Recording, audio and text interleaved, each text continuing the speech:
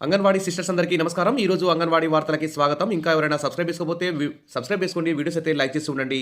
మరిన్ని అప్డేట్స్ కోసం bell symbol press చేసి రెడీగా ఉండండి. ఇక వివరాల్లోకెళ్తే బాహుబలి బడ్జెట్ రాష్ట్ర చరిత్రలోనే అతిపెద్ద మొత్తంలో ప్రకటించినటువంటి 3,00,000 కోట్లకు పైగా ప్రకటించినటువంటి ఏపీ బడ్జెట్‌లో అనేక వర్గాల ప్రజలకి వివిధ సంక్షేమ పథకాలకైతే ప్రాధాన్యతనిచ్చారు. మరి అతి తక్కువ జీతంతో పనిచేస్తున్నటువంటి అంగన్వాడీ టీచర్లు, ఆయాలకు సంబంధించి కనీస వేతనాలని అమలు పరచడానికి సంబంధించి నిధులు కేటాయించకపోవడం, మరి మినీ అంగన్వాడీలను మెయిన్‌గా మార్చడానికి కావాల్సిన నిధులు సమకూర్చకపోవడం, ఇక అద్దె భవనాల్లో కొనసాగుతున్నటువంటి అంగన్వాడీ కేంద్రాలకు సొంత భవనాల నిర్మాణంకి సంబంధించి కానీ, ఇక free gas, free current, compound walls, ఇతర మౌలిక సదుపాయాల కల్పనకు సంబంధించి కానీ మరి ఎలాంటి కేటాయింపులు జరపలేదు. అదేవిధంగా ఖాళీ అంగన్వాడీ ఆయా పోస్టులు గానీ, టీచర్ పోస్టులు గానీ, ఈ విధంగా సూపర్వైజర్ పోస్టులకు సంబంధించి కూడా మరి నిధులు భారీ ఎత్తున కేటాయిస్తే బాగుండేది.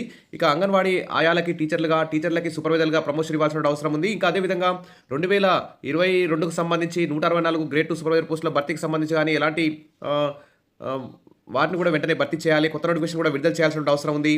మరి ఇప్పుడు ప్రస్తుతం అయితే ఈ బడ్జెట్ 2025-26 బడ్జెట్ మీద మరి అసెంబ్లీలో చర్చ అయితే జరుగుతుంది. మరి అన్ని అంగన్వాడీ యూనియన్లు, వివిధ ప్రజా పార్టీలు అన్నీ కూడా మరి ఈ బడ్జెట్‌ని సమీక్షించాలి. మళ్ళీ కొన్ని కేటాయింపులు సవరణలు చేసి తక్కువ కేటాయించిన శాఖలకి మరిన్ని నిధులు కేటాయిస్తూ మరి బడ్జెట్‌లో కేటాయింపులు జరపాలని చెప్పేసి కూడా డిమాండ్ అయితే చేస్తున్నారు.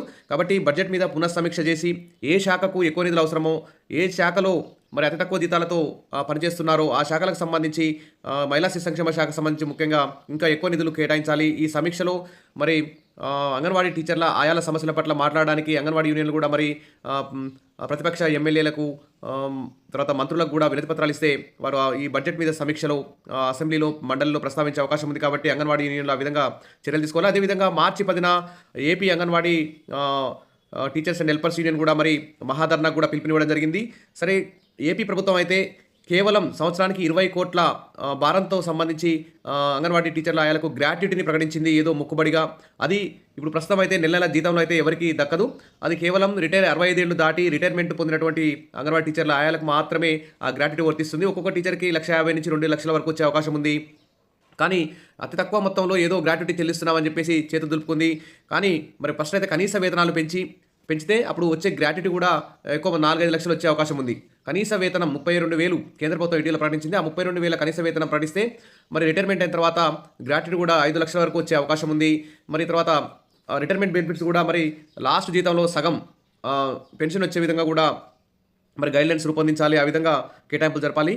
మరి ఇక్కడ చూస్తే ఏపీ మహిళా శిశు సంక్షేమ శాఖ సంబంధించి 4,332 కోట్లయితే మహిళా శిశు సంక్షేమానికి అయితే కేటాయించారు. ఇది గత సంవత్సరం కంటే కేవలం 100 కోట్లు మాత్రమే ఎక్కువని చెప్పుకోవచ్చు. ప్రస్తుతం పెరిగిన ధరలకు అనుగుణంగా మరి అంగన్వాడీ టీచర్లకి, ఆయాలకి కనీస వేతనాల పెంపుకు సంబంధించి ఎలాంటి కేటాయింపులు జరగకపోవడం అన్యాయం.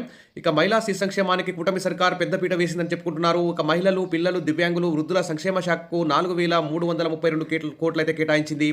ఇక అంగన్వాడీ కార్యకర్తలకు గ్రాట్యుటీ మంజూరుకు సంబంధించి 20 కోట్లు ఇందులో కేటాయింపులు అయితే జరపడం జరిగింది. ఇక మహిళా శిశు సంక్షేమానికి పెద్దపీటని జబ్బలు జరుచుకుంటున్నటువంటి ఏపీ ప్రభుత్వం మరి కేంద్ర ప్రభుత్వం ప్రకటించిన కనీస వేతనాలపై మరి ఎన్నికల హామీలో భాగంగా మీకు జీతాలు పెంచుతామని చెప్పారు, ఆర్థిక సమస్యలన్నీ పరిష్కరిస్తామని చెప్పినటువంటి ఏపీ ప్రభుత్వం ఇప్పుడు బడ్జెట్ పునఃసమీక్షకు సంబంధించి మరిన్ని నిధులు కేటాయించాలని కోరుతున్నారు. ఇక రాష్ట్రంలో 47,296 అంగన్వాడీ నిర్వహణకు 878 కోట్లయితే కేటాయించారు. అంగన్వాడీలో గర్భిణీలు, బాలింతలు, 10 ఏళ్లలోపు పిల్లల పౌష్టికారానికి 851 కోట్లు కేటాయించింది. ఇక గర్భిణీలు, బాలింతలు, 6 ఏళ్లలోపు పిల్లలకు అంగన్వాడీ కేంద్రాల ద్వారా అందించే బాల సంజీవని ప్లస్ పథకం కిట్ల కోసం 1163.34 కోట్లయితే కేటాయించారు. ఈ విధంగా గత సంవత్సరం కంటే కేవలం 100 కోట్లు మాత్రమే అత్యధికంగా కేటాయించడం జరిగింది. మరి మార్చి 10న ఏపీ అంగన్వాడీ యూనియన్ అయితే మహాధర్నాకైతే పిలుపునిచ్చింది.